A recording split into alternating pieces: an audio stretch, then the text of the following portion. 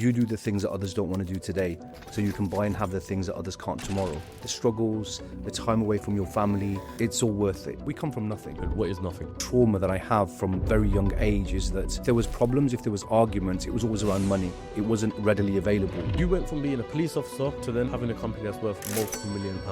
Why did you become a police officer? Beat the bad guys up, like kick the doors down. And I did get bullied in school. But when you started, what was the core basis of the business? So we were providing security guards. You charge a client a fee, paying £20 an hour. A security guard, you're paying them £10 an hour. If you're sending an officer in for 12 hours, 100 staff, 200 staff, the numbers can quite easily stack up. And the advice that I'd give anyone watching this that wants to be taken seriously as a businessman or entrepreneur, if you don't have a LinkedIn profile, you need to get yourself one. So I've lost 2 kids. We lost my son Ismail. As soon as he was born, he was on life support because he had fluid in his lungs. They turned the machines off. It's unfair that we keep him alive. And then my daughter was born, Khadija, had a congenital heart defect. As soon as she was born, straight into intensive care. 3 years of her life in and out of hospital, had 6 open heart surgeries. Sorry, I didn't want to start crying, but...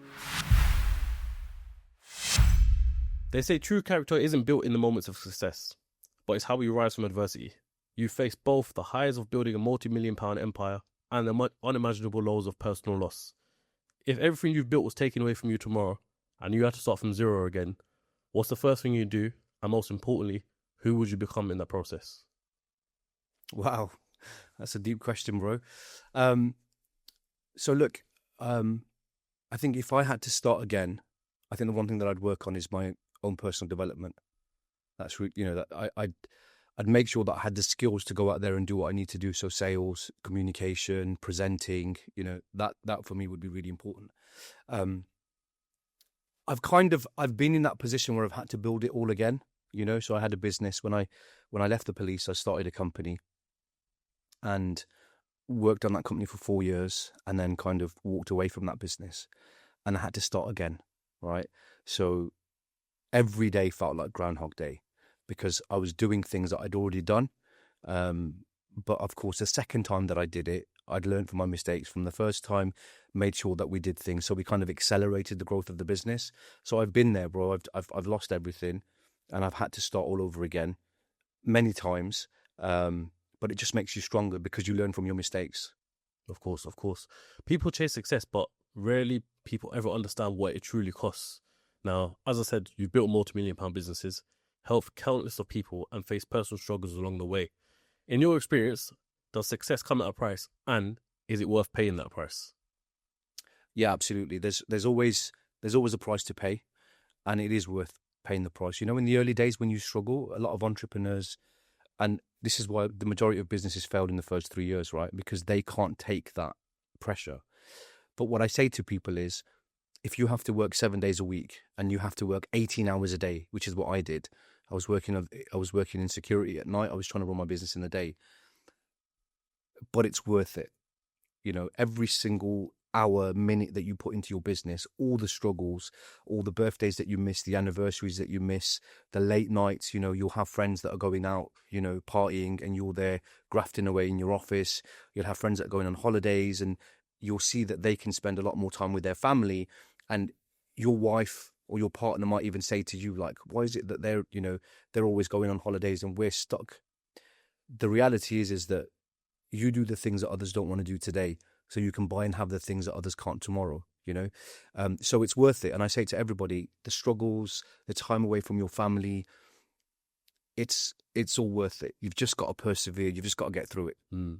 Let's dive into who you are, Sunny, because a lot of people are going to be watching this right now and might not necessarily know who you are. And understandably so, you're not the biggest on socials, however, we're going to build that up for you. But the reason why I want to have you on is because I'm going through this whole journey of trying to unfold and get people on who people aren't really familiar with, but have either high, extremely net worth or built incredible businesses worth multiple millions. Now, you're one of those ones exactly, and it's funny because we were speaking about it off camera right now about all the social media stars and people acting like something they're not. Yeah. And to sit down to have real conversations with real people like yourself is where it's at. So introduce us to who you are and what you do. So my name's Sunny Araf. I'm a Brummie, born and bred in Birmingham. And I've been very fortunate, alhamdulillah. I started a business from scratch, and I don't want to say I'm self-made, because that's a term that people use quite loosely, I was very fortunate that I lived at home with my parents when I was building my business. So although I was helping out at home, I didn't have to worry about like paying rent and all that kind of stuff. And of course, everything that we have, all the success is all from Allah, you know. And I'm an ex-copper. So I worked in the West Midlands Police, and then I left and I started a business. I'm just a normal guy, Raheem. You know, I just, I don't want to say I got lucky, because there was a lot of work. There was a lot of hard work that we had to put in. I'm an entrepreneur. I'm a father. You know, I'm a husband. I'm a son. Ultimately, I'm a Muslim. You know, and I'm just enjoying the journey. You know, trying to inspire those young entrepreneurs like myself. So we come from nothing. We. When you say nothing, what is nothing?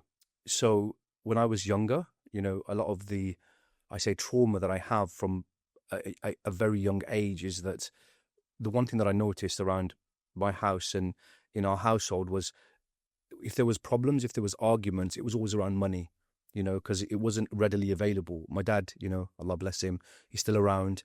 He's a grafter, but he's a very simple man, doesn't want a lot in life, you know. And although Dad he had that immigrant gene, so he, you know, kind of came to England when he was like 12 years old, and then my mum, when she got married to him, I think she was 19 when she came over, but he had nothing when he came over with his dad.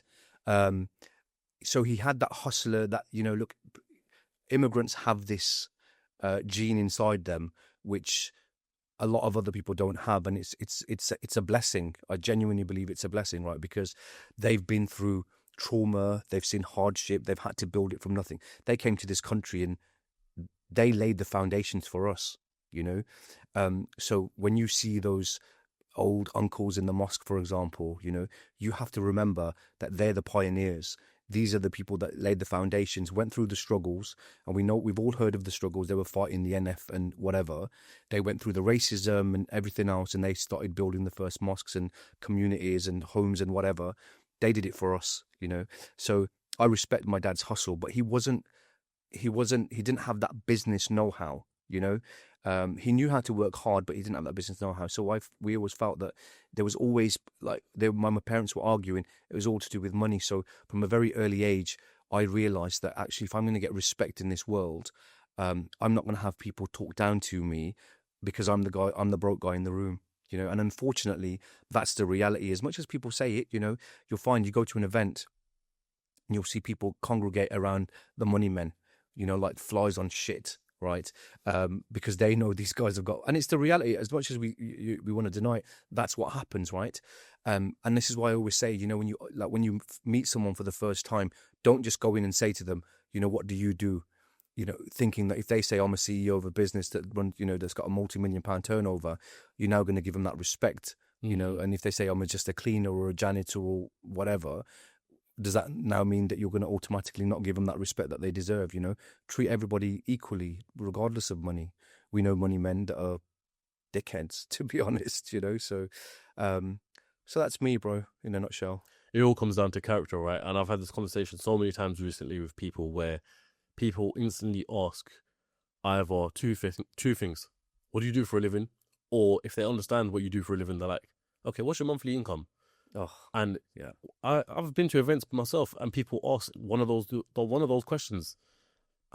Instantly in my head, I'm thinking, "Oh, fuck off." Yeah, you can't. Honestly, you do. But then, how can you also? We live in that day and age where people just want to network so hard with people and get in the rooms with as many people as they can, and have, you know, their phone book full up of millionaires and stuff like that. But they go around doing it in the wrong way. So when you started your business journey and understanding that network is your net worth, what was Sunny's go-to methods to get in the room with people in an authentic way? So I think, like, the one thing that I can't do is fake it when I don't like someone, right? So I think from a look, when you come from nothing and you don't have money, you take everyone for face value, right? Mm-hmm. So a lot of our network, a lot of the people that are around us they were all broke, you know. But it was cool because we were enjoying life. So we had an amazing childhood. I don't want anyone to think that my childhood was like, you know, all doom and gloom. Alhamdulillah, we had an amazing childhood. We had love, and we appreciated what little we had. So we'd be happy with that, you know. We'd go out once a week to like, you know, for a doner kebab, you know, when my parents got paid, and that was our treat, you know. We'd sit in the car, we'd eat the doner kebab, And that's probably why we're all fat, but but we'd enjoy that. That and the that curries. and that was our little treat, you know, and we loved it. You know, we didn't go out on fancy holidays and stuff. And children are like, they're amazing characters. You know, kids are they're really strong. They're stronger than we think they are, but they see everything. You know, we may feel that children don't see it. Honestly, especially nowadays, kids, I mean, we were very simple, but nowadays, kids are very simple. So I would just make sure that I networked with everyone, you know, and I'd try and be in every single room, whether there's an event at the chamber, whether there was an industry event, I just make sure that I was there. And what a lot of people don't realize is networking doesn't necessarily mean in person. You know, LinkedIn's an amazing tool. And the advice that I'd give anyone watching this that wants to be taken seriously as a businessman or entrepreneur, if you don't have a LinkedIn profile, you need to get yourself one. And I'll give you a story. So there's a guy called Alfred, right? Alfred Samba, who's the ex-CEO, ex-Gymshark head of socials, right? So Alfred, I used to work at a club because when I was in the early days of my career, I was doing all the jobs, right? I did all the jobs, but I was working as a doorman. I was head of security at one of the clubs, and Alfred was like a glass collector there, like a promoter, right? And I remember he came to me and said, Sunny, we're at university and me and my friends, they had to do like a placement, like a marketing internship. Mm-hmm. And we only just started our business. I said, Alfred, you know what? Do it at our business. So him and 5 of his friends came to and we had a little reception area, a table like this, and they would literally sit around for a couple of weeks and they did some work for us. And the first thing that I said to them when they came was, he says, boys, do you have a LinkedIn profile? And they were like, what's LinkedIn? I was like, listen, if you want to get taken seriously in the world of business. So I made them all stand by the white wall, took headshots for them and made them all create their LinkedIn profiles. So like fast forward now kind of 10 years, 30, right? Alfred now is one of the most influential people on LinkedIn. He's like literally, he's ranked at his posts get hundreds of shares, thousands of likes on LinkedIn. That's huge, right? He's a proper voice and influencer on LinkedIn. And I went to a personal branding workshop, and he was the guest speaker. So I sat at the front, and he started his presentation, and he was like, it all started from when one person took a chance with me, and then he flicked the slide, and there was a picture of me there. You know, did he know you was in the crowd? He did, yeah. I don't know. I don't think he knew that I was going to be there on that day, but obviously he knew that I was there. Yeah, because I met him earlier on, and he was quite surprised to see me. My point is, we took the chance with him, and he's gone on to do amazing things, and now he started his own business and whatever. So networking is not just in-person networking. The networking is really important, but the follow-ups, I think we spoke about this yesterday, the follow-ups probably more important. You can go to a networking event and collect business cards and phone numbers and WhatsApps. But if you don't do anything with that, you know, and just be genuine with people, like when people... As someone running multiple businesses, I know how overwhelming it could be managing everything. Finances, taxes, expenses, you name it, it can definitely become a lot to manage at times. I used to rely on several different services just to keep everything on track, but that's where it all changed when I started using Tide. You see, Tide has completely changed the way I manage my business. With their business account, I've got all my tools in one place. Payments, expense tracking, savings, taxes, I've got it all in their app. That means no more juggling between different platforms. Tide gives me the simplicity and efficiency I've always needed. And here's how it's worked out so great for me, because in 2025, I'll be launching my own business, which you'll find out soon. And I'm doing it all through Tide. Furthermore, this is my business card for the new business. I registered my company and got my free business account all within one day, making it fast and reliable just the way it should be. Now here's the best part. I'm about to change your life as well. If you're looking for a similar solution, Tide is offering something special for you CEOCAST viewers. When you sign up and use my code CEOCAST50, you'll get £50 cash back when you spend £100 on your new Tide account. Terms and conditions apply. It's seriously a no-brainer for anyone trying to streamline their business. So what can I say? From someone who's actually been using Tide, it has changed my life more than I can imagine. It's just made things so much more simpler and easier. And I know it can do the same for you guys, which is why I'm so glad to partner with them. So stop wasting time on multiple services and join Tide, where you have everything in one place. Head over now using the link in the description or scan the QR code on screen right now and get started today. And once again, make sure you use that promo code CEOCAST50 because that's when you'll get your £50 cash back. You know, sometimes people are really desperate and people, successful people, can sense that desperation from you. And some of them will take advantage of that. Like, this guy really wants to work with me. I'm going to like drill him down on the price or, you know, whatever. Just be natural. You know, when people feel, don't make it seem like you want something from somebody. You know, don't go in there with that intention that I want something. Just go in there with that intention that I'm going to get to know, I'm going to make friends, and I'm going to make lifelong friends, you know, and bring and add value. If you're not bringing anything to the table, why would I want to sit down with you? Do you see what I mean? Yeah. You've got to bring value to that. And if you don't bring value, then just take yourself out of that circle. There's one thing I want to mention off the back of that, right? Being in 2025, we live in this digital age, digital era where it's all about what I'm going to come to in a second. So one of my friends, his name's Iman Gaji. You familiar with him? Yeah, I know. Yeah. I thought I might have to question it because I know you're not in the world of the socials. Yeah. Well, he's got this saying of, it's not about what you know, it's not about who you know, it's about who knows you. Yeah. Now, we were once in that saying of, it's not about what you know, who you know. My dad taught me that my whole life growing up. Yeah. And I'm pretty sure you would have had the same saying growing up as well. Yeah. So that saying right there, it's not about who you know, it's not about what you know, it's about who you know. It's not about what you It's not about. Oh, sorry, I'm getting confused. Yeah, it's not about what you know. It's not about who you know. It's about who knows you. What do you think of that saying there?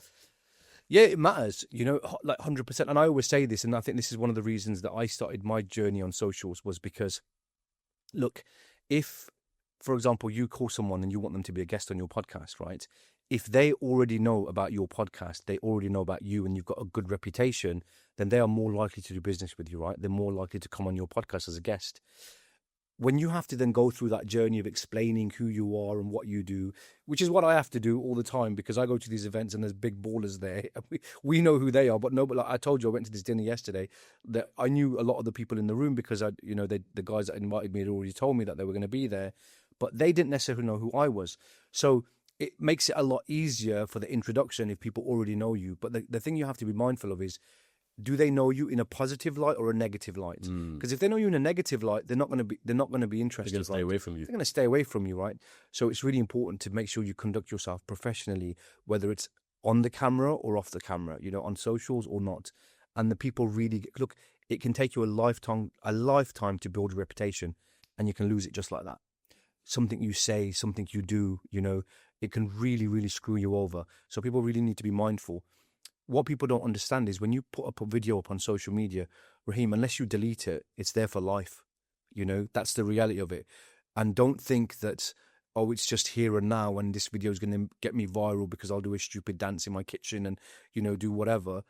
I mean, some people, for likes and shares, they literally... I literally can't believe some of the stuff that people do on social media. Bro. Yeah. You know, it's disgusting, and especially like with this, like now youngsters pranking their parents, showing blatant disrespect to their parents. You know, some of the conversations they're having with their mom and dad. And that's the day and age that we live in, bro. It's ridiculous, you know, and Allah protect us. What you put out on social media is definitely a first impression. I can give a full on top end example of it. Yeah. To say, you know, I could ask you this one question of why did Kim Kardashian get famous? Yeah. It's not because of her clothing brands or her TV personality or anything like that. It's because of a certain video that went viral back in the day that people still know and people still remember. Your first video and your first impression on socials count. So you're 100% right about that. As you mentioned right there, you was at a dinner yesterday. Now, we were talking about this off camera. I'm going to come to that in a minute, but I want to come into your journey first of how you actually got into that in the first place, right? So you went from being a police officer to then now having a company that's worth multiple £1 million. Yeah. I want to know, first and foremost, why did you become a police officer? Especially if you had the understanding for business from a young age as well, to then get into the police academy, being a police officer, and then now running a multi-million-pound empire. We need to talk about the whole journey. So it's interesting because, look, I originally wanted to go to university and I wanted to do international politics. So I went to college. I became the union president at college. So I was the first Asian Muslim union president at the college, and the college that I went to was predominantly white, right? So there was very few of us Asians in the, although looking at us and how loud we were, you'd never think it, right? So I was really involved in politics and I wanted to get into politics. So I applied at Aberystwyth University and I got accepted. So I was going to go and read international politics. But again, going back to that situation at home, you know, money was tight, you know, and I felt that I had to make a decision. Probably one of the toughest decisions I've made. Alhamdulillah, it turned out okay. But I had to decide, do I go to university and then do I leave my parents, become a burden on them? Or do I stay at home and start earning money and helping mum and dad, you know, put food on the table? And that's what I decided to do. So I kind of sacrificed my dream of going to university. And look, when I say I would have really lapped up that university student lifestyle, because I would have been involved in all the societies, the student union. I was one of those, right? And I sacrificed that. I didn't go. So then when I was speaking to a careers advisor, she was like, what do you want to do now, Sonny? You're not going to university. And I was like, you know what? I've always wanted to join the police, because I was one of those guys that literally wanted to like beat the bad guys up, like kick the doors down and whatever. So she was like, why don't you apply? And I was like, well, because I haven't got a degree. And she was like, you don't need a degree. They do this like accelerated program. At the time, there was a huge push for ethnic minority police officers because they had to hit their targets. So then I applied, and it took me 3 years to get in. And during that time, I literally just did whatever job that I could do, right? So I worked at Burger King. I worked in a restaurant as a waiter. I cleaned toilets, and when I say clean, and I have to clarify that because people are like, did you actually clean toilets? Well, yeah, I did, because the restaurant that I used to work in, we had a cleaning roster. So like every day when you finished close up, all of us had to take turns cleaning. And sometimes you would have to clean the toilets, clean the bathroom, whatever.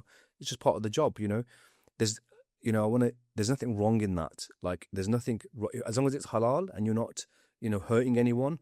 Any job that you do, as long as you can, you're working hard and you're earning an honest living, like, do it with pride. Honestly, don't ever think that, oh, I'm just a cleaner, I'm just a this, I'm just a that. No, alhamdulillah, you are, in the eyes of Allah, if you're earning an honest living, you're so much more than those people that have lots of money but do it, in the incorrect way. So then I did all these jobs, did door to door, that taught me a lot. And then it took me 3 years to get into the police, and I got in. And then after that, my brother-in-law at the time used to work for a security company, and he once called me, and he was like, he'd been promoted, and he was in the finance office one evening in a night shift, and there was like a stack of invoices on top of the shredder, and he phoned me and said, Sonny, listen to this. And he started going through the numbers, like they charge the company this much money, they only pay us this much money, they make X amount of money. So I was like, bro, there's money to be made in this security game, right? And then I'd had enough of the police, and so I kind of resigned, and we started that business. So how long were you in the police for then altogether? So a couple of years. Okay. Yeah, I'm not. When I say police, people think that I did like my 30 years or whatever, So I want to ask a question, right? And I have to ask this because a lot of people, like, especially in the comments, when they see someone's a police officer, they always ask what their life was like in high school, because a lot of people just assume that police officers are bullied and that's the way they act and stuff like that. Yeah. So what was your whole high school like? So look, I was the fat kid in school, I was very popular in school and college. But I was also bullied too, and I don't think I've ever spoken about this on a podcast, certainly. I did get bullied in school, by one individual, and no one knew. Like, I don't think many people know up until this day, but this guy he was like one of the hardest kids in school, and he was just, he'd just, like, when he saw me on my own, he'd literally, like in the movies, he'd just start literally just start beating me up for no reason, like kicking me around like a football, but and this kind of thing goes full circle, right? I know this guy now, and I don't wish bad on anyone, and I forgive him for what he did, but he's living a shit life. I was gonna say, I know this guy now, but I wish bad on him. Yeah, no. I don't wish bad on him, because again, he was young and he didn't really know, and unfortunately, bullies have their own demons, and they're not the most secure people. They have trauma. They've probably been bullied themselves or whatever. So now that I'm older and wiser, I understand the psyche behind the bullies. But and honestly, I know that he's living like a shit life or whatever, and that could be karma, bro, for what he's done. That could be karma, and that's like, I don't think it makes me happy. Does it make me a bit like, it does a bit? I'm like, but anyway, but I was always the popular kid. I had like a great circle of friends, and yeah, so I don't have that small man syndrome that a lot of police officers have. Yeah, so school was good, man. It was the best. Look, for the kids that are watching, your school days are the best days. Yeah, and 100%. Honestly, like 100%, they never come back. Enjoy it, like literally, just enjoy it, because when Dad used to say this to me all the time. Yeah, whenever as a kid, all you want to do is bunk school. Yeah, for whatever reason, you want to sky school just because you want to go out or you just want to chill at home, whatever. And I always wanted to do that when I was in secondary school. My dad always used to say to me, watch ringing outside of school. If school finishes, you're going to miss this. And I'm like, what are you talking about? Like, you must be mad. Yeah. Well, Now, all I want to do is go back to year 10, year 11. Like, that's the best times, prime times of life. Honestly, I say it to my boys now, and they don't realize, they don't get it. But it genuinely is the best days of you, and it shapes you. It makes you who you are. Things that happen to us in school, and our experiences, and some of the friends that you make, will be with you forever. So just enjoy that school journey. So yeah, don't worry. I wasn't like, I didn't have like a crazy. School was good. I enjoyed it. Yes. So now let's come back to the story and continue with it. So you're working at this time. Your brother-in-law's seen all his security invoices, and now you're thinking there's money to be made in this. Yeah. How did you go from seeing those invoices or hearing about the invoices to actually starting the company? So I couldn't start the company until I left the police, so I had to resign before I could start. But what I did was in the background, I was working, I was like setting up the business while I still had employment. Why when you started? Just conflict of interest? Yeah, conflict of interest, because it's a licensed activity, right? Mm-hmm. So what I did was to be a security guard or to have a company, you need to have an SIA license. And I took 2 weeks annual leave from the police and I went and did the course, right? So I'd had my badge, I had everything lined up. So the day that I resigned, I literally went back and then registered the company online, and then we were ready to go. And then, we registered the company, but we didn't have a clue about marketing, about business. Like, my idea of business was we found an office. And, it's funny because I remember that we were looking for an office around the jewelry quarter where we live, right, in Birmingham. And my brother-in-law phoned me once. He goes, I found the ideal office, right? I said, oh, okay. And we went to this office, and there was 3 Range Rovers parked outside, right? And it was a security company, and the guys that owned it became a good friend of mine. So they had three Range Rovers with like security, number plates, and we were like, oh, this is like amazing. We want to be those guys that are driving the Range Rovers, and with whatever. And then so we found an office in that building. And again, became friends with these guys, and it's funny because they kind of helped us along the way, to set up our business, and they were advising us and whatever.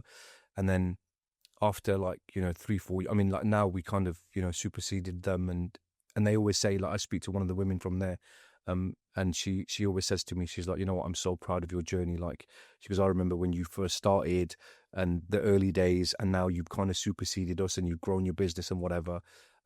Just hard work, bro. But when you started, what was the core basis of the business? Being a CEO isn't just about making tough decisions. It's about being at your very best every single day. That's why a lot of CEOs trust Sunny Supplements, the world's first halal supplement brand. From halal collagen to electrolytes, Sunny Supplements formulates products to help you perform at your highest level. Whether you're leading a company, a family, or simply yourself, Sunny Supplements should be your partner to help you achieve more. The products are literally crafted to fit your lifestyle, your values, and your ambition. Every single ingredient is backed by science, and every single product is halal certified, and every formula designed to help you become the best version of yourself. And here's why I love Sunny Supplements, because every single sale they make, they donate a portion of it to charity, which is something I deeply align with. So I'm not just buying products that fuel my body, but I'm also buying products that align with my values. With over 50,000 customers and having just launched in the USA, be sure to join the movement today and use the discount code CEOCAST for 10% off. Or I'll make this even simpler for you guys. Scan the QR code on the screen right now, which will take you directly to the website. And once again, when you're checking out, use code CEOCAST to get 10% off of your order. What an absolutely bloody bargain. So I want to thank Sunny Supplements for A, sponsoring this video, but B, helping me become a better person overall.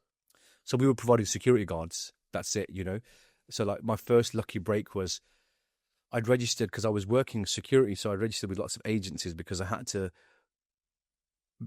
to make sure that I was still earning money. So you was a security guard as well? Yeah. I did everything. So I realized that, look, if I'm going to employ security guards, I need to know where they're coming from.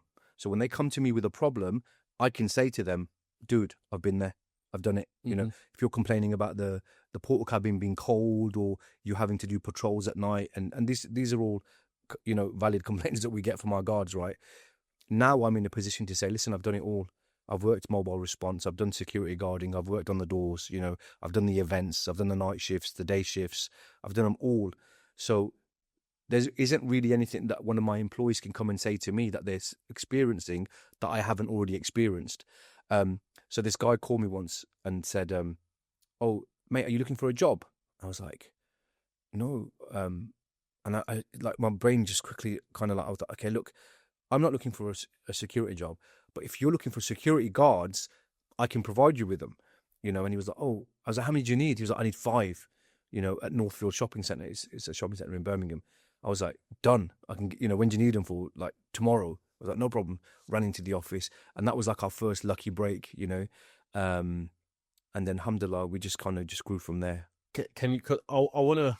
If I get too personal about it, please stop me. But I'm really intrigued because I don't know anything to do with security. Yeah. Okay. So that basis there, when you're providing 5 security guards to the shopping centre, is that on a contractual basis? How much are you charging for that? Like, what does that look like?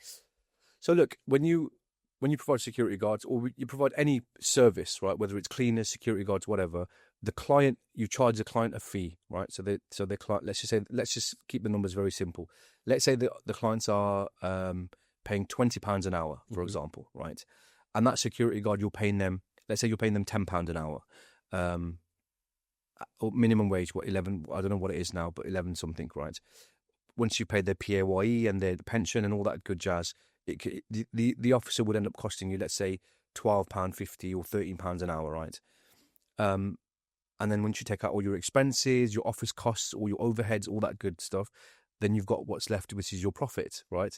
So that could be £3 an hour, £4 an hour, whatever it is, depending on what rates you charge and the customer, right? That's obviously the money that you're making. And if you're sending an officer in for 12 hours, let's say you're making £1 an hour, times that by 12, right? Times that by 5 officers, right? And then you multiply it, times that by, if you've got 100 staff, 200 staff, whatever it is. So the numbers can quite easily stack up. Do you see what I mean? And I remember, because very early on when I left the police, one of the things that I was going to do is consulting. But then I thought, if I go into consulting, I can only work, let's say I worked every day of the year. I can only do 365 days a year, right? So I'm capped in terms of how much money that I can earn. So I discovered that the only way I'm going to make actual money is if I make money while I'm sleeping. And I remember the first time we did that when we provided guards at night, right? So I went home, we had some shifts on. Literally while you're sleeping. Yeah, while I'm sleeping, right? And I remember waking up in the morning and phoning my partner and saying, we made it. And he's like, what are you on about? I was like, listen, do you realise when we slept last night, we were making money, bro? You know, and that's what we did. And then it just, again, you get one customer, you kind of build on that and another, and it just goes from there. So it goes from there. So you're stacking up security guards, because right now I believe that's not the full product of your business, right? You've got different. No. So we diversified. Initially our company started off as providing just security, but then clients were saying to me, "Oh, Sunny, do you do cleaners?" You know, because it's the same thing. You know, providing security guards or cleaners or whatever. And we were like, yeah, we can provide you cleaners. And then we started providing cleaners, and then we'd have clients that, like, we'd have banks, for example. So one of our clients, we were providing them with mailroom staff, so that, you know, the extra staff that they need in the mailroom. We provide them with the security on reception. Then we provide them with the receptionist. You know, we possibly provide them with cleaners. So we just diversified. You know, that's really important as a business. Some businesses are really rigid. You know, they only provide one product or one service, and they stick to that. But you have to move with the market, you know, and that's what we did. We diversified and we started providing more than just security. So security is the bulk of our business, one of my companies. But in that business, in ISA, we provide more than just security. So you just said one of my companies. What other companies have you got? So we've got an investment company. So we invest in property and whatever. And we've got a couple of investments that we've made in other new startups. And so yeah, so we do a couple of things. You know, I've diversified, so just keeping it. I think one income stream. I think in this day and age, one income stream and one income stream alone is really difficult. You need varied income streams. You know, almost kind of recession-proof those businesses. You know, so we've diversified. I'd argue that in one sense, though. Not argue, more like devil's advocate of saying one income stream isn't enough, but I feel like going back to you, because we were talking about this off camera again, you asking me what my plan is and stuff like that. Mm-hmm. I do feel like, you know, if someone gives a full concentration to one thing, that being, I suppose, one stream of income, yeah, but that one stream of income could be massive. Well, look, ultimately, you need to focus on the cash cow, right? Yeah. So your main business, which is making you money. So what we did is we focused on our main business, and only after 13 years of running that business and building it, did we then decide to diversify. So we use the profits from that business to invest in other companies. So you're right, absolutely. And I was of that opinion. Like, I didn't focus on anything else apart from my business. Other opportunities came about, and I didn't, because I was like, I don't want to lose focus on the main business, right? Because that's going to be the bread and butter. That's going to give us the freedom and the money to invest in other companies. So you're right. And some people do stretch themselves. They think that I'm going to be like an entrepreneur and I'm going to have various businesses all over. And then they lose focus on their main business. So get your business into a position where it's generating stable income. You have a good management team in place. And you now have the freedom and flexibility to go and focus on other projects, which is what I do now. So I've got a team that run my business for me. I'm very involved in the business, but I don't need to be there for the day to day, you know? Yeah. So that's freed me up now to do things like come to Raheem and record a podcast, or go to Dubai and explore opportunities for investment, you know? Yeah. So I'm now focusing on the bigger picture and kind of growing that portfolio. How many security people do you have working for us right now? So we have hundreds of staff in terms of like, so we use suppliers to run our business. So our model's quite lean, you know, in that sense. But we've had, you know, at one stage there was 3,000 people working for our business, you know, under our umbrella. And it's seasonal. So sometimes like if there's a large project, for example, so we were involved in COVID testing, and, you know, we were involved in the refugee crisis. So we've got the ability to scale up our project, our business. We can call in suppliers. We can they help us kind of support our clients. So it's up and down, you know, our business. No, fair play. At what point did you make your first million in the business? Oh gosh. So first like turnover, I think, yeah. So I think within the first 3 years, I think 3-4 years, we kind of hit £1 million. So it's easily done, you know, in the industry. Like, your first million is the hardest part, you know. Did it ever feel like a slow graft 3-4 years in? Oh yeah, absolutely, man. Because like the first, you know, look, imagine for the first like year, for example, my first business, every single day we're coming to the office, I'm wearing a suit, you know, I'm spending like money for lunch, and, you know, drinking endless amounts of Red Bull cans. But my idea of business was, I've set the website up, I've got the office, I've got a suit on, I'm sat there, the phone line's there, you know, we've got our number in the yellow pages. Why is the phone not ringing? Do you get it? Mm-hmm. I thought that now that everything's done, the phone's going to start ringing and we're going to start, but I didn't know about marketing, about advertising. I didn't know. So we had to learn the hard way, you know, and you learn these things, you know, and this is why I said, if I had to start again, I'd learn how to market and how to advertise and SEO and all that good stuff. So when I have to start my business again, I don't have to pay someone to do it. I can do it all myself. At what point did you have to learn that for you to think, oh, okay, that's where the change is, that's where the money is? So, see, the mistake that a lot of people make is in business is when it comes to, you can only grow as far as your skill set allows you, right? And the example there is the mistake that we made was there was me and my business partner, and we were doing everything. So we were doing the finance, we were doing the operations, we were even going out and working the shifts on our own. And it was only up until we came to a stage where we realized that we should have more money in the bank. Like, where's the money gone, right? We don't have money to pay the staff. Like, what's going on, right? We're doing the work. And what had happened is I was responsible for invoicing, but because I was so busy doing everything else, I'd forgot to invoice the customers, you know? So that was a mistake that we made in the early days, where what we should have done is we should have brought somebody in either part-time or full-time to just invoice in finance, right? Yeah. So then we brought this young kid in called Mark, and he was then responsible for invoicing and administration. So we learned the hard way, because we probably lost some money there, because it was like 3 months down the line, customers gonna be like, piss off, you know, you can't not invoice us, you know. So we learned the hard way, and that's a mistake that people make when they're scaling up their business. They try and do everything themselves, you know. You can't do everything yourself, you know. Like for you with your podcast, you can't be the host, do the editing, do the thumbnails, do the marketing. You can't do that, right? You need a team. And of course, at the early stages, you can't do that because you don't have the finances. So when you're at that stage, when you realize I've done like the maximum I can myself, I now need to bring in the experts. But when you bring them in, let them do their job. Don't micromanage them. Remember, you're paying someone a salary for their expertise, for their skill set. If you now think that you're Daddy Big Balls and you know everything, you're not going to get 100% out of your staff, right? So you pay someone to do a job, let them do the job, let them make mistakes, let them learn from their mistakes. You know, my philosophy in business is mistakes are learning opportunities. Make it once, make it twice, third time we're going to have a problem, you know, but make your mistakes and then learn from it. So when someone messes up in my organizations, I always say to them, what have you learned from that? Let's make sure it doesn't happen again, and I've made mistakes. It's cost me a lot of money, but mistakes are learning opportunities, and it's part of success. Failure is part of success. Of course. 100%. I look at him in relative of myself, right? And I think you might be able to relate to it as well. When you're on that journey, you've started with no money, and now it's just you, in your case, you and your partner, you're making this money. You do get to a point where you're enjoying the money for yourself. So there's also that scarcity of hiring other people, because now you've got to give up a portion of what you're earning. It's almost like you're sacrificing a bit of your lifestyle. And then you question it, is it worth it, and all that sort of stuff. Well, to be honest, we made so we didn't have a somebody in our control room, for example, right? So we didn't have anyone answering the phone out of hours. So out of hours, it was me and Junaid that would answer the call, right? So when we left the office at 6, 7, 8 o'clock, whatever time it was, the phone would be diverted to our mobiles, right? And at the time, our customers didn't know that it was diverted to our mobiles. Our customers thought that we had a control room where we had someone sat there taking the calls, right? So we do key holding alarm response. So if your alarm goes off in this building, we would be the ones that get the phone call, and we would then have to attend, right? Okay, yeah.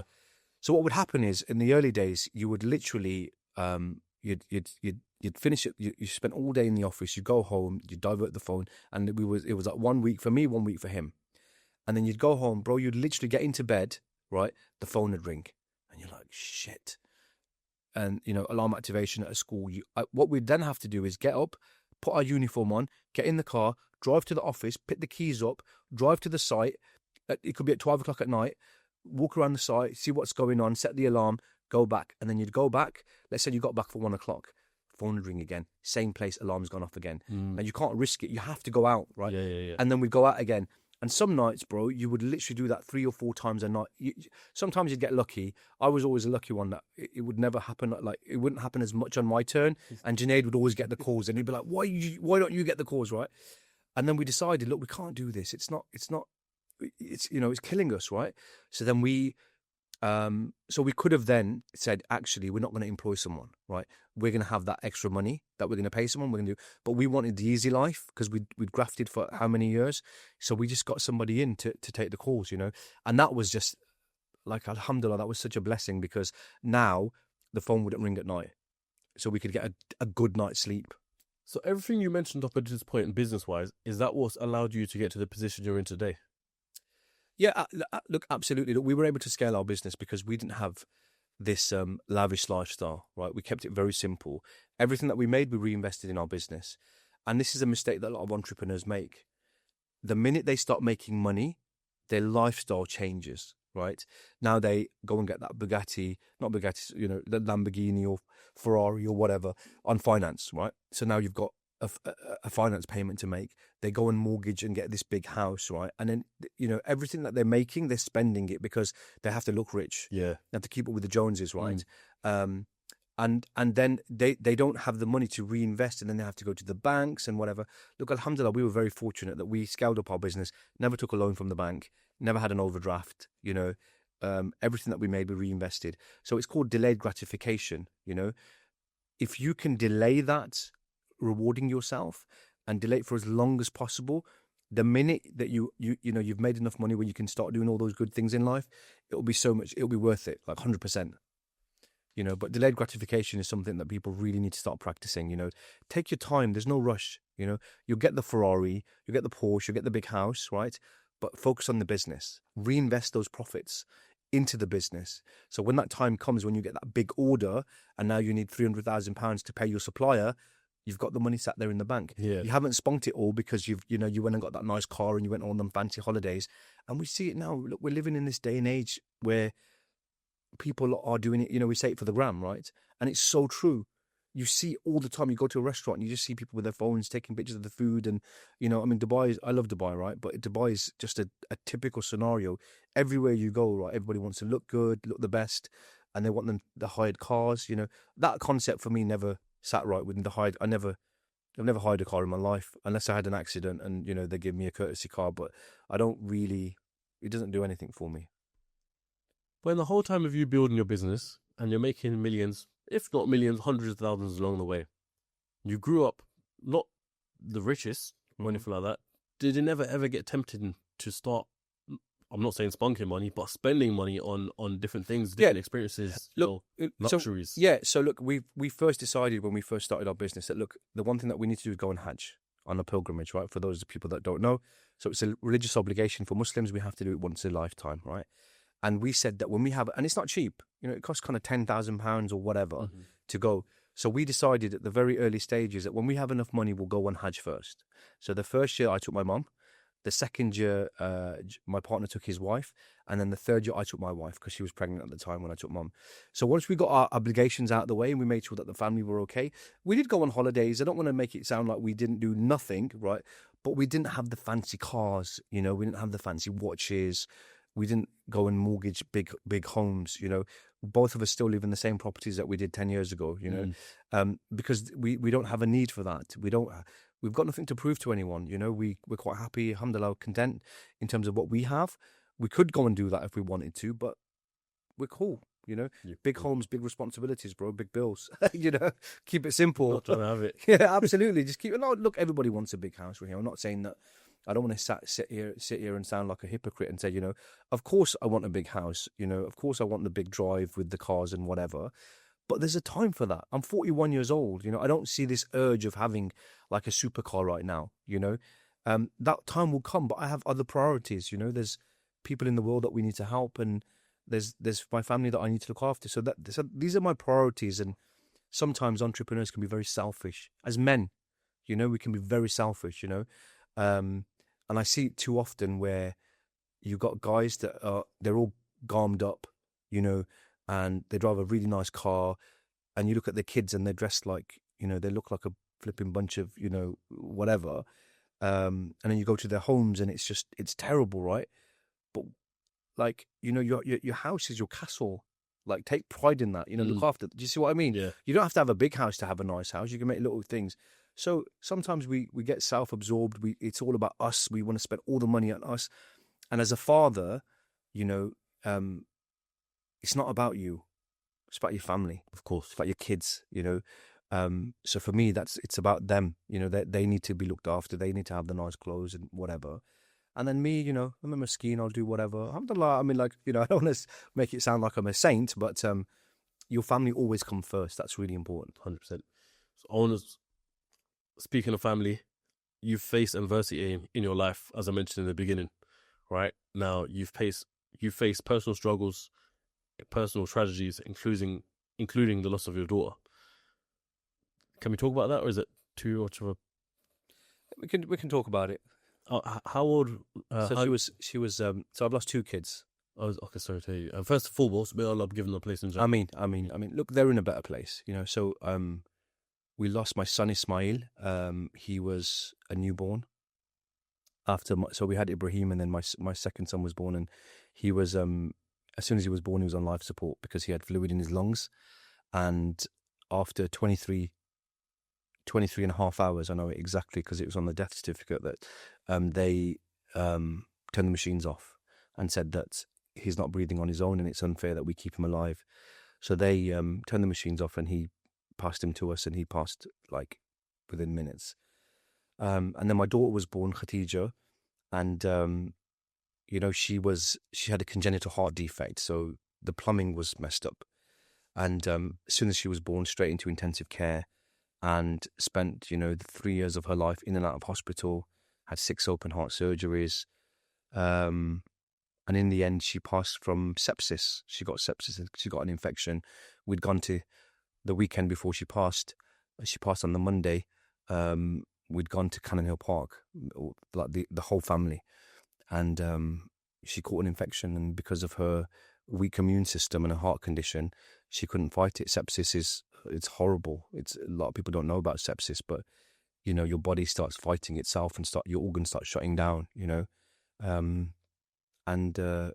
she couldn't fight the infection, so we lost her. Sepsis, correct me if I'm wrong, it's a disease where your body thinks there's a huge disease and fights with each other's organs. Yeah, I don't know the intricacies of it. I don't want to say something that's factually incorrect, but it's a horrible disease. Like, you see it on the ambulances now, sepsis. And obviously we didn't know it was sepsis at the time.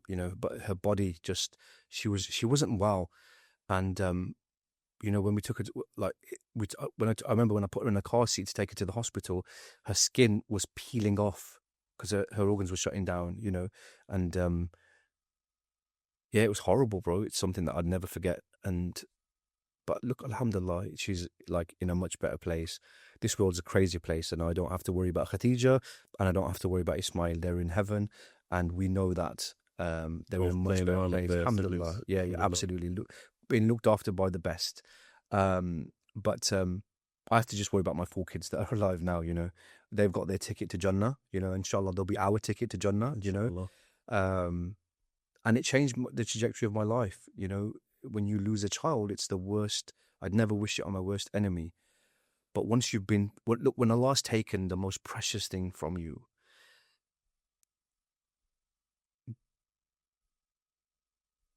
there isn't anything that anyone can do to you, subhanAllah, there isn't anything that anyone can do to you or say to you that's going to really affect you, because take the money from me, like, what? You know, what's it like? I've lost the most precious thing to me, and it's done. So it just changes your trajectory, alhamdulillah. And like I said, but it makes you stronger, because you can now deal with. Sorry, I didn't want to start crying, but you can now. No, it's cool. But you can now, you know, and look, there was khair in it. Like, I wouldn't change it, Raheem. I know a lot of people. I say that, and people are like what? I wouldn't change it, because, you know, our plan was that they would have stayed with us. They would have grown up, got married, and, you know, but that was Allah's plan. You know, and he's the best of planners. Of course. You know, we plan, he plans there. Absolutely, yeah. So he planned for that to happen, and it was his. She was his. They were his, and he'd call them back, and we have no qualms with that. We accept it. We accepted it at the time. We accept it now, many years down the line. You know, but it just changed our whole outlook on life. We came closer to Allah, and we wanted to help out other people that were in a similar position. So I kind of became an unofficial counselor for many parents that had lost children, loved ones. People started reaching out to me on social media, because my way of dealing with the pain and the trauma was by talking about it online, you know, like by writing about it. And I wouldn't really speak about it. I'd write posts about it, because that was my way of just kind of like getting through it, you know. And because of that, people then started reaching out to me. They were feeling, you know, they were going through similar. I mean, I was just with a brother yesterday, and he was telling me that he lost his sister when she was 4 years old again, and his dad's never got over it. You know, she would have been 30 now, you know, and his father never. His mum, alhamdulillah, she managed to deal with it, because she was, you know, she turned to Allah and she was practicing, but his father really struggled, and he's never been the same. You know, 26 years after, his dad's still not the same. And I've seen that. I've seen couples separate. I've seen people go through divorce. I've seen, you know, I know my wife knows a woman that lost her daughter the same time as Khadija passed away. That woman goes to the graveyard every single day. Literally, she goes to her daughter's grave every single day. And it's not right. It's not, you know, she shouldn't be doing that. Like, she takes the kids with her. Whether it's snowing, raining, she's there. Sometimes because my wife's on like Snapchat with her, and she like makes snaps and whatever. And even like sometimes she's like literally there at night. She's not given time to grieve. She's struggling. You know, she's really mentally, she's not in the right place, and it can really mess you up. You know, but we were fortunate that we turned to our Creator, and He guided us. So it's all a test. How long ago was this, if you don't mind me asking? It's been about 5 years now. Yeah. How did you? Is that from Ismail or Khadija? No, from Khadija. Ismail was kind of like, it's been I think 12 years since Ismail, and yeah. How did you? I know how you just said you dealt with the loss, but I mean, especially when you're trying to build your empire, how do you even stay not even just forget the empire for a second, but just in life, how do you stay motivated in those? I mean, when people talk about tough times, yeah, these are the toughest of times. I don't think you can get a time that's tougher than that. No. How do you stay motivated just in terms of life? Look, you just have to turn to God. Like there's nothing else would have got me through it. I've got an amazing family, and I've got an amazing set of friends that supported me through it, and I've got an amazing wife that was my rock, right, and still is. But ultimately, for me, we had a choice, right? We could either question why God did what He did to us, or we accept it. And we accepted it. And moments after Khadija passed away, I prayed to Allah that, you've taken her from me. I have no qualms. She was yours, you've taken her. Alhamdulillah. But now give me the strength and courage to deal with this. And I believe that dua that was made moments after was accepted. And then I was just like, then my priority was that I need to bury my daughter and I need to get through this, But if you can get through that test, and look, and who are we, bro? The Prophet ﷺ lost 6 kids. He went through the worst, and having been through that trauma and having, done ghusl and prepared my children for their burial and then lowering them into the grave, and having done that, it's something that the Prophet ﷺ did himself. And if the best of creation went through that, then who are we? And we're taught that if we show patience, there's a huge reward for us afterwards. And that's what I reminded my family moments after she passed away. I'm interested to know, right? As everyone's building their business journey or planning out their life, that all they're doing is constantly planning. I'm not sure if you could tell me the difference, if there is a difference, from before when Ismail passed away, because he was the first. You're planning out your whole life in the business and where you want to go with this, that, and the other, versus how you plan your life now. Is there a difference? Oh, huge. Yeah. So absolutely. So before Ismail passed away, so we knew that he would be unwell when my wife was pregnant. They'd already told us. But before he passed away, my outlook on life would have been make as much money as possible, get the big house, have the Lamborghini, go on the 4 holidays, and all that. Yeah, you plan it by like age 35. Yeah, 100%. Yeah. Materialistic, not really focusing on deen, not focusing on my relationship with God. And then afterwards, you just realize that the first thing is everything can be taken from you like that. Fact, right? So everything's temporary. Don't hold on to these things, these worldly desires. Don't hold on to them, because they can be taken from you. So what it taught me is that materialistic things, they don't really mean a lot. They don't have like value to me in that sense. But then it also taught me to spend as much time as I can with my children now, and to create memories. I always say to people, don't chase the money, right? Chase the freedom. Try and build a life where you have the freedom to be able to do the things that you want with your family. And I know, and money's part of that, but money's not the end goal. Do you see what I mean? So like, if I said, for example, that I want to be a millionaire by the time I'm 35, and then once I'm a millionaire by the time I'm 35, now the goalpost will change, right? Now I've got 1 million, I want 2, 3, 4, 5. So the figure would always go up. And we're told this, if, give the man a valley of gold, he'll want another, right? So if you chase the money, it will never be enough. It will always go up. You'll never hit that target. Yeah, it's forever moving. It's forever moving, right? But now if I want the freedom, that's measurable, right? So I want to be able to take my kids to school and drop them off. Khalas. If I'm doing that, I've achieved that. I want to be able to take my kids on holiday, spend some time with them. I can measure that. And you'll find that the money will be a byproduct of that, if that makes sense. So the money's important. I don't want to be one of these guys that's saying money's not important. Money is absolutely important. It gives us freedom. It allows us to create these amazing memories with our families, because you can do stuff without money, but money gives you the option to do stuff, like create amazing memories and go have experiences that money, other people can't have. So yeah, it changed it, absolutely, but it changed it for the better, and I wouldn't change that. I literally, that was God's plan, and alhamdulillah, we accept it. Alhamdulillah. And you know what? Going back to the point of, how you, like, for example, you asked me, and I hate to keep bringing it back to me, it's not about me, but when you ask me, like, what's my next plans, what's my goals and all that sort of stuff, it's hard for me to say this because I'm very much of understanding and a man of God, and I'd like to say a man of deen. I understand that my life, or anything for that matter, can be taken in a split second. We might walk out of this building right now, we might not. Who knows?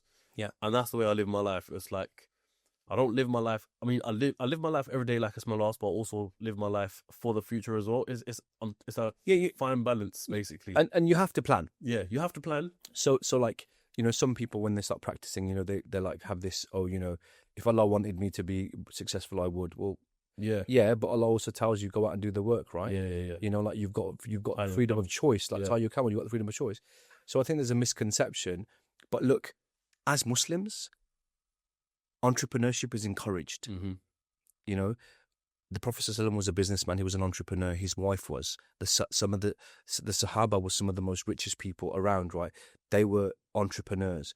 So entrepreneurship's, it's in our religion. It's encouraged for us to be strong believers. Because look, you know, one of my friends, Yusuf, said, I was at a dinner the other day, when money is given to good people, good things happen, right? That's just amazing, right? When money's given to bad people, bad things happen, right? We know this. We can see it in the world. But when money is given to good people, good things happen. So have the intention that you're going to be the good person. You want wealth, but when you have that wealth, when it comes in, keep it in the palm of your hand and don't let it enter your heart. Yes. You know, always keep it at arm's length. Let it be in your hand, but never let it get into your heart, because once it's in your heart, it's all over, bro. Mm-hmm. That's it. And don't let it control you, you know. Just think to yourself that when I become successful, what can I do? And look, this is what we don't know. A lot of us don't understand. Going to work and having the intention that you want to provide for your family and for the community and help others, your work now becomes an ibadah. Yeah. It becomes worship. Every step that you take to the office, every hour that you spend in the office, every meeting that you attend, you're getting rewarded for it. It's worship, because your intention is that you want to provide for your family, right?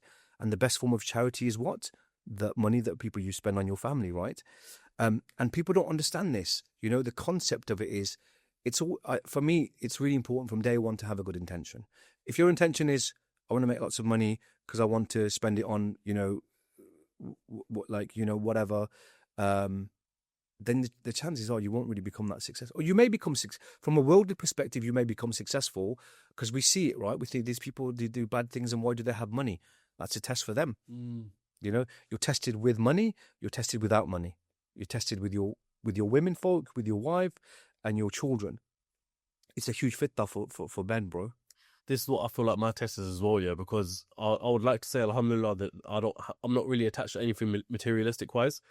And so I feel like, so no one can actually validate this test, is that I feel like Allah blesses me with wealth or portions of wealth and increases it over time to see at what point do I give in, at what point do I start getting attached to materialistic life, start spunking money on this, that, whatever, and take my time away from deen. So for me, it's always critical, remain on deen.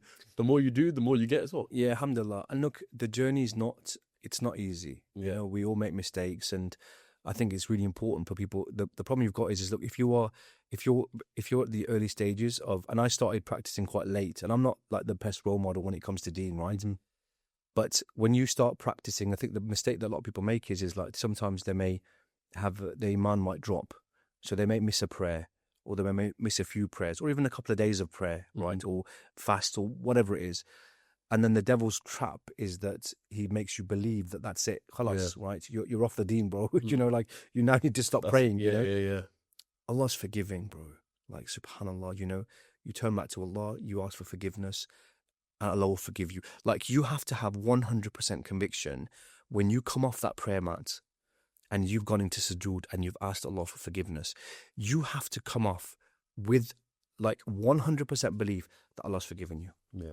That's the belief that you have to have. Of course. And then you move on. That's it. And then if you sin again, you ask Allah for forgiveness. You see what I mean? So, but then again, coming back to the entrepreneurship journey, is what you should really focus on, and what I encourage a lot of people to focus on, is that when you create wealth, you do good things with it. You know, give in charity, give sadaqah, not just when times are good, but when times are bad. You've lost a business deal, give in charity, you know. And I always encourage people, like we've got this thing at home, we've got a sadaqah box. And every time I've got a meeting or whatever, I'm going on a journey, I'll put some money in the sadaqah box, right? And it's just my way of just, you know, sadaqah is just, it's the best, right? I've seen it with my own eyes, bro. You know, sometimes you think, how did we get away with that? How did we land that deal? How? Straight cherry. Alhamdulillah, bro. Yeah. You know, so, you know, in Urdu we say, you know, haath ka diya kaam aa gaya. something that you've given with your hand has benefited you in that sense. And it's true, bro, and I think people need to stop. Like, I encourage organizations, entrepreneurs, CEOs to actively review their CSR policies. Your corporate social responsibility should not just be a tick box exercise because it looks good on a tender. It should be something that is ingrained within your organization, and all your employees know. My employees know that we've got our charitable foundation, and why we give to charity. We take them out with us to Lebanon. We take them to the refugee camps, and they give with their own hands, and they see the fruits of their labor, and they see all the hard work that they do at work. This is where it's going, inshallah. So it's not just about the profits, but it's about giving back. And not enough companies do it. At what point did your company become like a corporate company, I suppose? Because everyone starts off their business, and it starts off as a small business, then a medium size, then it's a big size, but then it gets to a point where it's now corporate.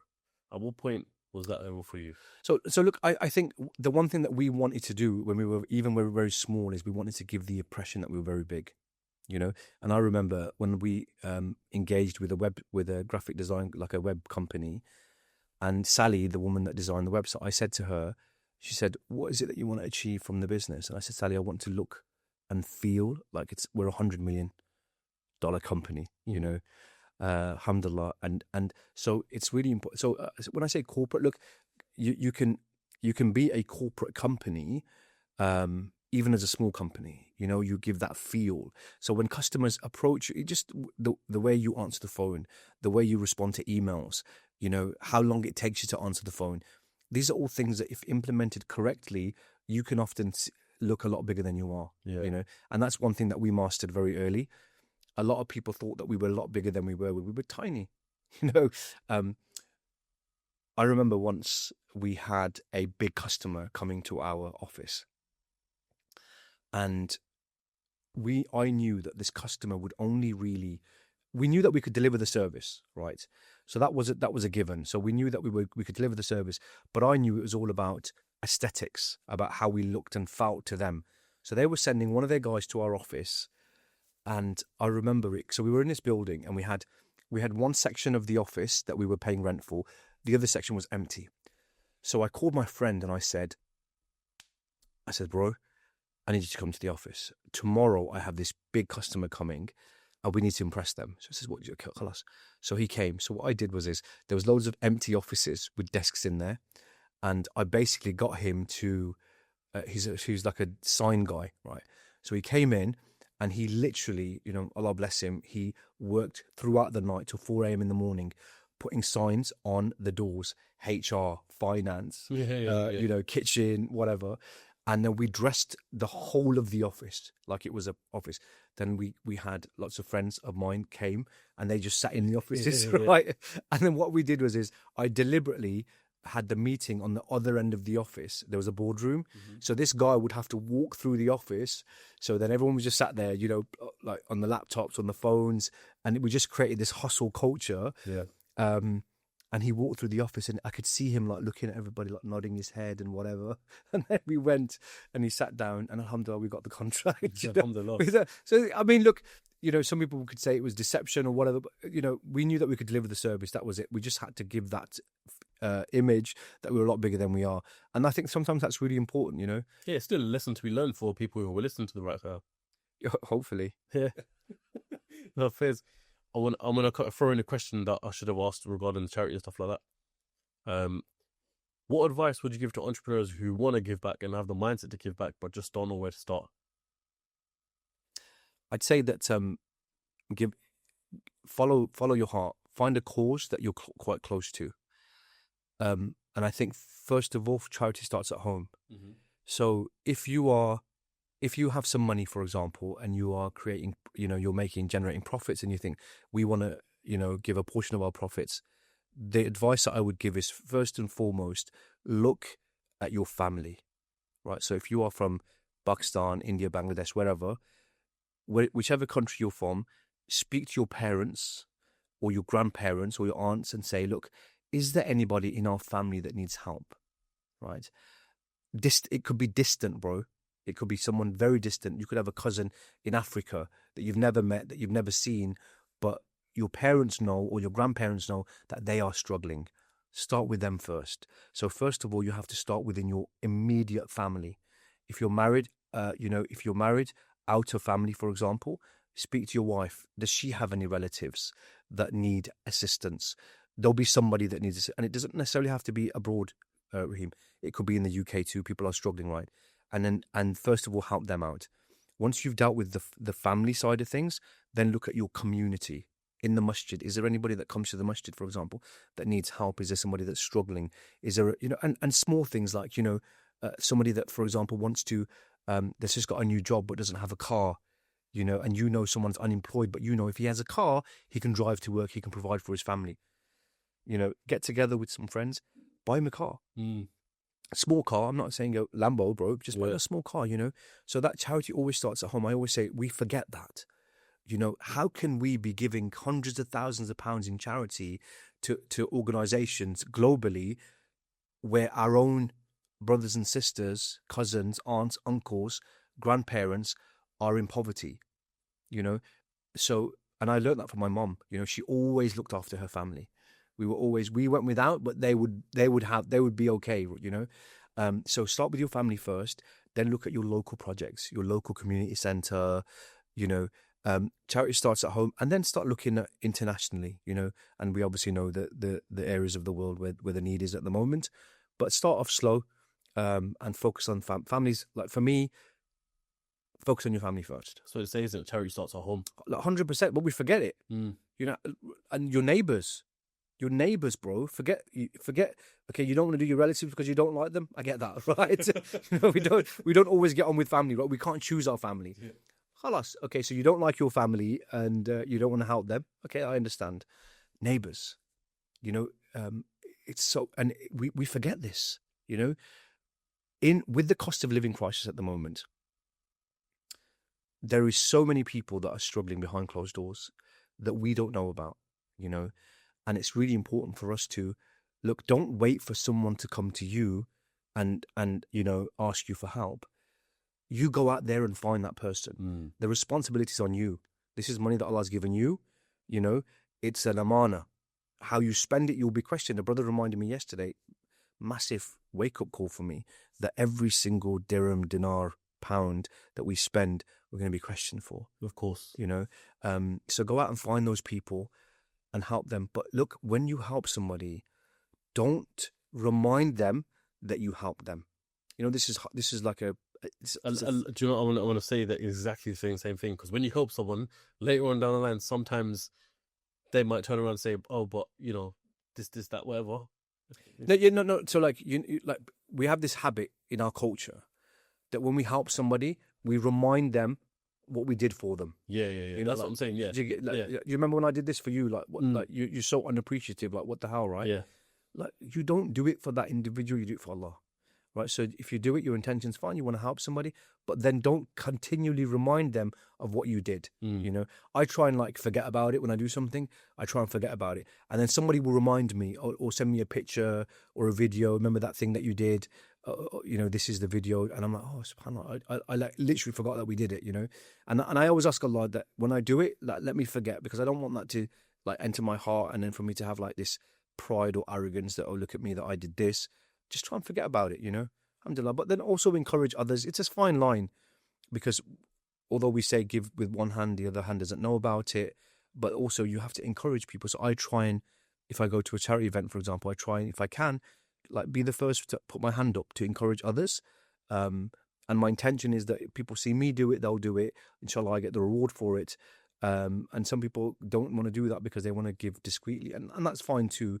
There's no right or wrong answer. Yeah. It's what's individual to you. No, fairs. I want to come to a segment about mindset, but I think so far in this podcast, we've already kind of discovered what mindset you got. If a man's gone through what you've had to go through, no one can beat that mindset. But I want to ask you, what's one lesson about success that people get wrong? That money will buy happiness. Explain that. So I know a lot of wealthy people. I know a lot of miserable wealthy people.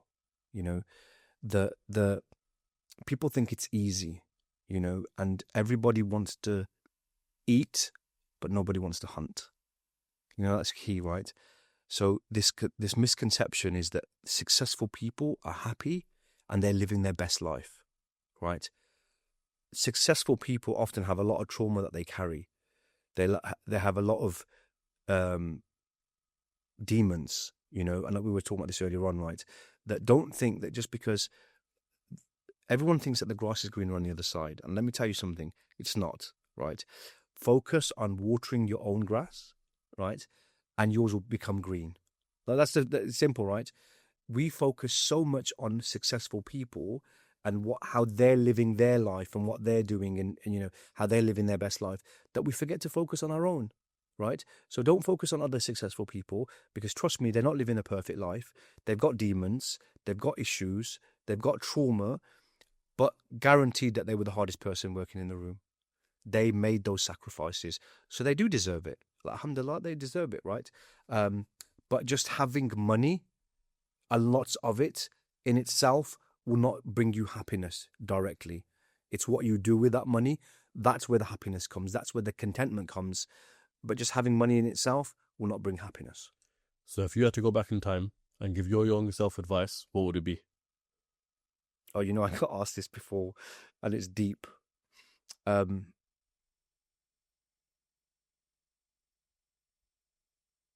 I would probably say to myself, and I get emotional when I talk about this actually, because if I had to see my younger self, I'd just tell him that he can become successful.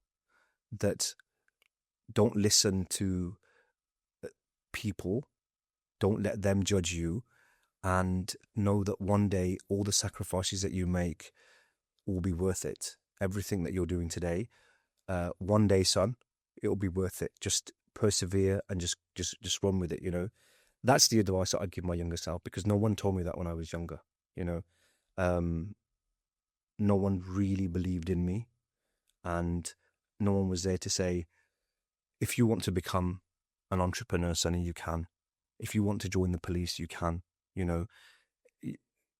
There was no one, bro. And this is why that for me, it's so important that I want to create this personal brand and, you know, encourage youngsters to get into entrepreneurship, because if they don't have a father that's going to tell them that, if they don't have an uncle or a sibling or a brother or a mother or a sister, then I'll be that person to tell them, and hopefully the message will get out there, you know. So yeah, that's what I tell my younger self. Inshallah, man. I mean, if people are watching this podcast right now, hopefully they get all that advice from you. Yeah, inshallah. Hopefully your younger self is watching this podcast. Yeah. There's lots of little mini Sunnies out there, bro. Yeah. If you're another Sunny from Brum, let us know in the comments. Yeah, absolutely, bro. Alhamdulillah. They say a true man's wealth isn't measured by what he has, but the impact he leaves behind. You've built businesses, helped communities, and overcome personal hardships. When it's all said and done, what do you want to be remembered for, and do you think you're on track of achieving that?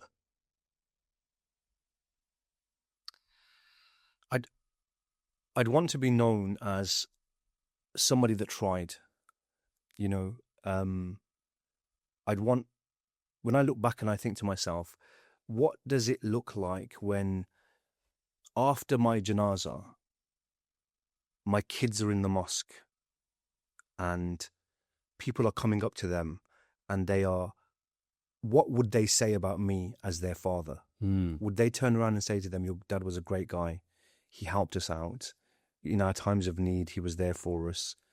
Or will people be saying the opposite, you know? Whether I've achieved it or not, I don't know. I try not to have enemies. I try not to, you know, I try and live as honestly and as possible. Look, you're never going to please everyone. There's always going to be haters, and there's always going to be people probably in the comments after this podcast is done. But we can't do anything about that. That's just the world that we live in, right? But I just feel I'd want to be known as a good father. I'd want my kids to know that. I want my kids to say that our dad did everything for us and he was a great guy. You know, the measure of success, Raheem, when you're older is how much time do your children want to spend with you? You know, and if the answer is they want to be around you and they want to spend time with mom and dad and they appreciate what you've done for them, then I think you're a successful person. But if your kids don't want to know you, because you spent your life in a way that wasn't like a good father. You never made time for them, you know, you just stacked up this wealth, money, and whatever, then in my eyes, you're a failure, you know? So see how much time your kids want to spend with you when you're older. And I just want people to think that, you know, he was a good guy, because look, people are, when people pray at janazah, you know, if they're witnesses to say he was a good guy, inshallah, Allah will forgive us, right? Inshallah. You know, I don't know the number, but you know, that's all I'd want. I wouldn't want anyone to say that he was a bad guy. I don't want anyone to think that. And I'm not going to get that, because there is always people that will, you know, indirectly will hurt, indirectly will offend, you know. But we can just try. That's the only thing, you know, we try and we plan, and Allah is the best of planners. Do you know, it's so funny because I always think about that janazah analogy as well, because I always picture it as if when I pass away, how many people are going to be standing at my grave? And in a sense, I'm like, I want to pack out the whole graveyard, because to me, I register that as the amount of people that are at your janazah just shows how much impact you make. Yeah. Because it's not about, for example, we could do £1 million deal tomorrow, on whatever the case may be. That doesn't mean any of us impacted one another. So people aren't going to be there because of business terms. People are going to be there because of what impact you had and played on their life.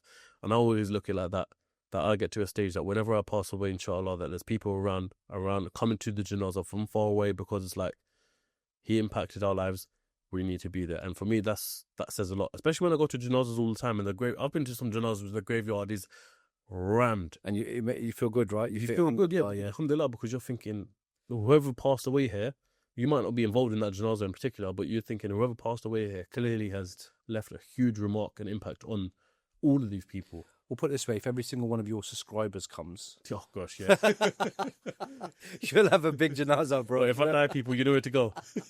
That's it. Every subscriber turn up. No, may Allah give you a good ending. May Allah give us all a good ending. That's important. And look, sincere brothers that kind of pray for you. You know, when you look at... You have friends and associates, right? But ask yourself this question, that when I pass, how many of my friends, my like day ones, right, are going to actually raise their hands and remember me in every single sujood? Every single time that they pray, they're going to remember me. And I know that some of my closest friends now, I can almost guarantee that they do now. And if I go before them, they will be remembering me in every single sujood. Inshallah. Inshallah. You know, inshallah. Well, Sunny, if people want to follow you, where can they find you? So Instagram is my go-to. I'm struggling with TikTok, but Sunny Araf, SUNNYARAF 1 on Instagram, and LinkedIn. You know, for those that want to connect on LinkedIn, that's really important. And there's a TikTok account too, but it's you're not going to see me dancing on there or whatever. So that's it. Absolutely. All the links are going to be in the description. You know where to find me. And until then, I'll catch you on the next episode of CEOCAST. Peace.